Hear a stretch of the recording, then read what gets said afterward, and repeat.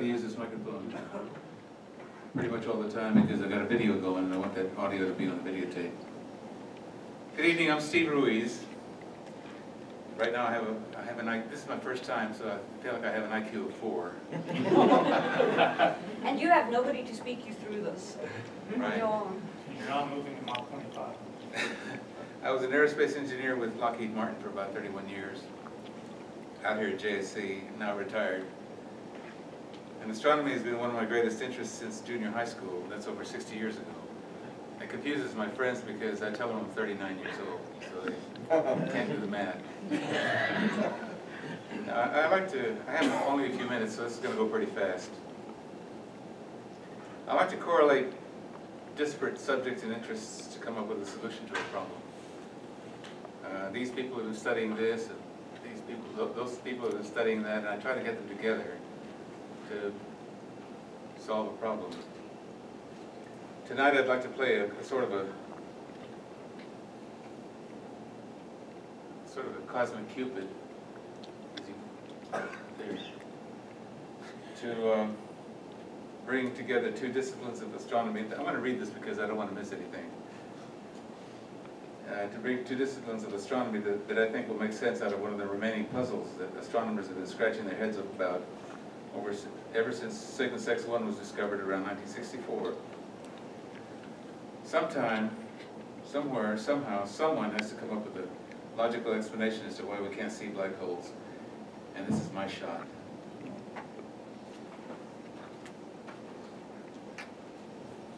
Okay, so a black hole won't let its own light escape. Fine. But astrophysicists think that at the very least, they should see a silhouette against a background of bright clouds of gas or dust. Something should make these shadows visible, like this. But they see nothing at all. Wherein lies our mystery.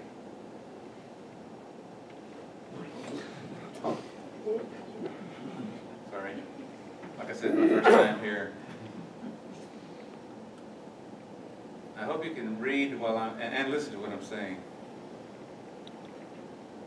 Can anyone tell me what the consistency of a black hole is? If you could lower a bucket down into it and get a sample, how would the material behave, I wonder?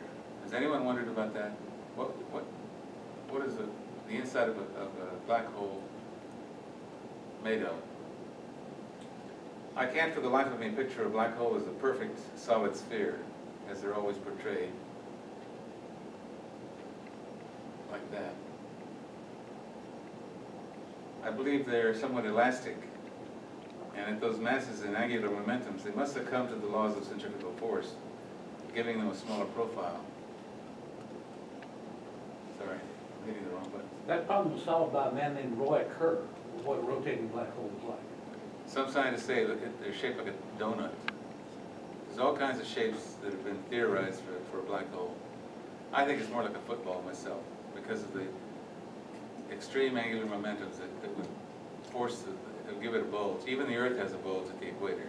According to people that I respect, the problem has been solved in the shape of a black hole? Yeah, Einstein's equations, if you believe Einstein's equations, the shape of a rotating black hole has been solved. And what is that shape?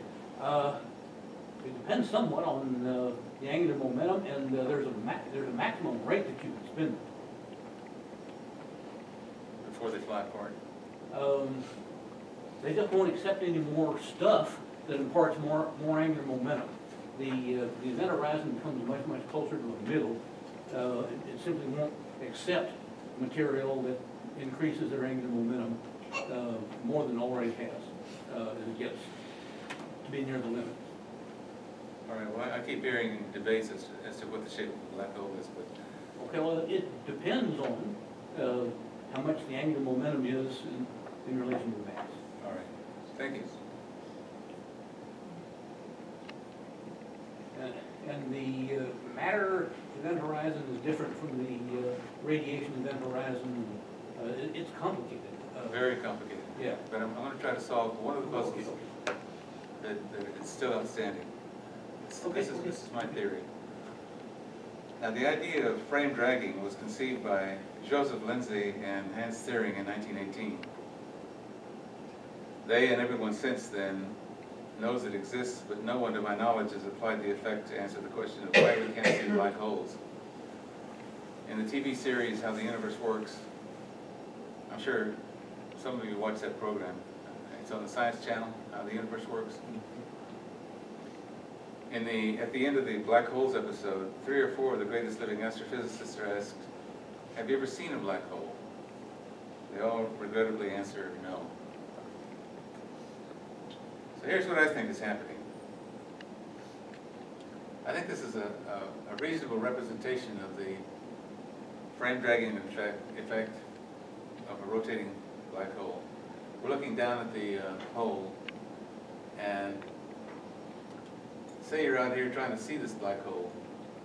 Well, this black hole is bending and compressing and bringing these lines of sight to a point.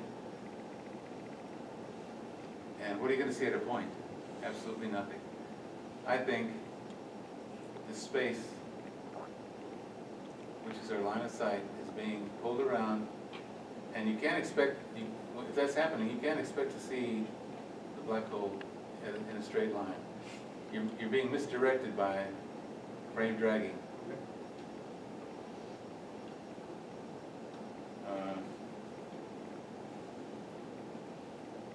As I said, you can't expect to see an object with its immediate space twisted and pinched off like this.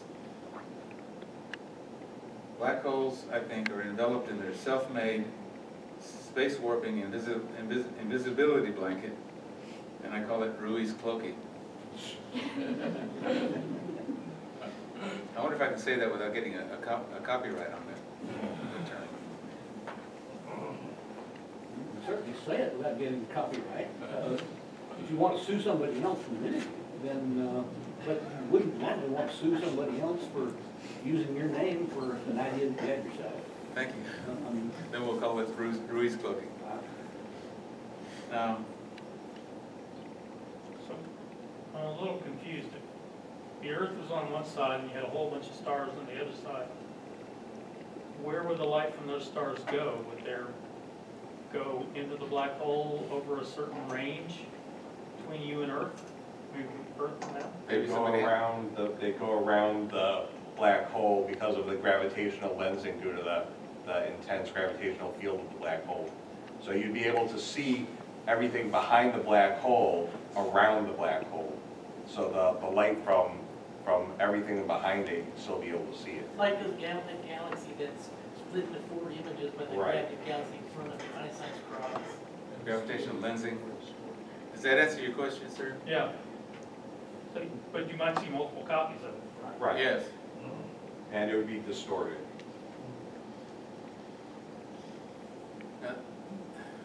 I chuckle when I see an XY grid laid out like this. You've probably seen a larger version of this where they show the big XY grid with the sun in the middle and the planets revolving around, indenting the XY grid. Well, I get it, but it's downright misleading, I think. It doesn't represent our real perspective. To represent the well that these things create, each object would have to have its own set of concentric circles closer together near the object and further apart further out. Its apparent diameter will be the diameter of the bottom of the well. There's not a lot of time to go into detail about that, but if you see this kind of representation, it's misleading.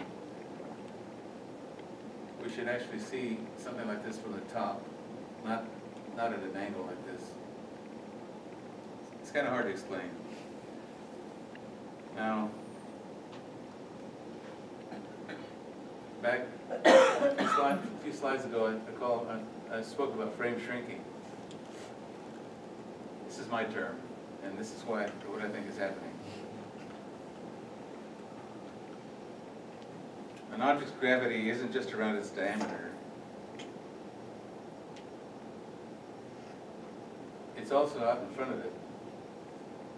And it's this gravity that bends and pulls the light in toward the center trying to reach our eyes,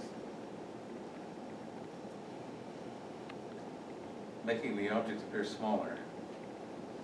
A non-spinning black hole's immense gravity shrinks its apparent diameter to an unresolvable size, no matter how hard we try to see it.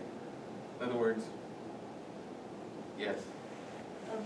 But it would be an unresolvable size anyway. I mean, I'm talking about stellar mass black hole, the radius, the event horizon radius is going to be a couple miles at most, because neutron stars are only like 10 miles across. They're not dense enough to be black holes. So, I mean, there's no telescope in the world that can resolve that interstellar distances. If it could resolve islands and extrasolar planets, we really can.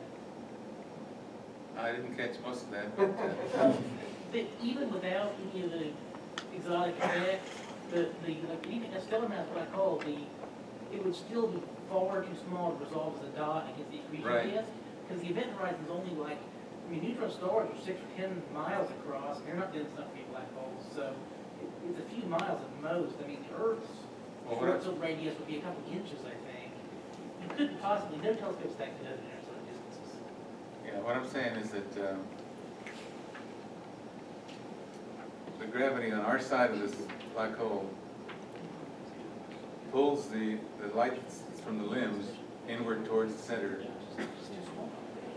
making it look either very small or very far away.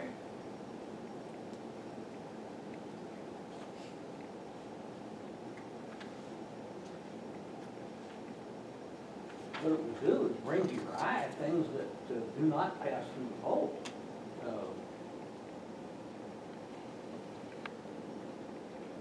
I'm sorry, sir? What it does, it brings to your eye things that do not pass through the hole. Gravitational lensing is something that has been studied and seen, and it really makes things bigger usually, actually, because... Well, I'm not talking about lensing, I'm just talking about the gravity of a black hole itself pulling the light in toward its center before reaching our eyes, making it appear small. Its apparent diameter will be smaller than what it really is at a great distance. Now, I hope to bring together the black hole camp and the frame dragging camp. To me, it's a puzzle solved.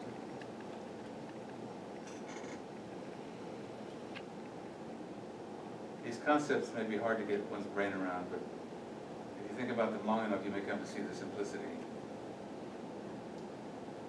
Dr. Luis Riofrio, an occasional contributor to this group, wrote a book, Speed of Light, in which he states that any new idea will at first be met with skepticism, as I'm sure these will. They make perfect sense to me. If anyone has a better idea as to why we can't see black holes, I'd like to hear it. Now, thousands of astronomers all over the world have viewed thousands of galaxies, centers of thousands of galaxies, just to try to see a black hole. You'd think that at least one of them would have seen a black hole. But they, so go ahead. Again, you can't. At intergalactic, even supermassive black hole, intergalactic distances, that dark spot, I mean, the size of the event horizon, just, telescopes aren't that good. The only reason we can see stars in other galaxies with telescopes is because they're bright enough. You can't resolve the disk of a star. It takes really fancy stuff to resolve, not just regular visible telescopes, it's really fancy stuff, interferometry to resolve disks of stars, even close stars in their own galaxy. They're just way too small. They can't be resolved. Well, when you're talking about a supermassive black hole that's about 120 AUs across in diameter, astronomers think that they should at least see this. I don't think you can resolve another galaxy. I don't think because if you can't see our supermassive black hole because there's too much stuff away, and I mean, looking at our galaxy, 120 AU, I don't think that's. I mean, That's pretty small. It's yeah, way smaller I don't than, think it's resolved. it's way smaller than any pixel in any camera you can imagine. Yeah, I don't think it's resolved. Well, I think that this effect is at play, as well as a black hole not letting its own light escape. This frame dragging causes the light from, causes our path to viewing it, it brings it around to a point, it pitches it off. And I think this is why you can't see black holes. They wrap themselves in an invisibility blanket. And as I state here, let's see. I believe that both phenomena may be at work.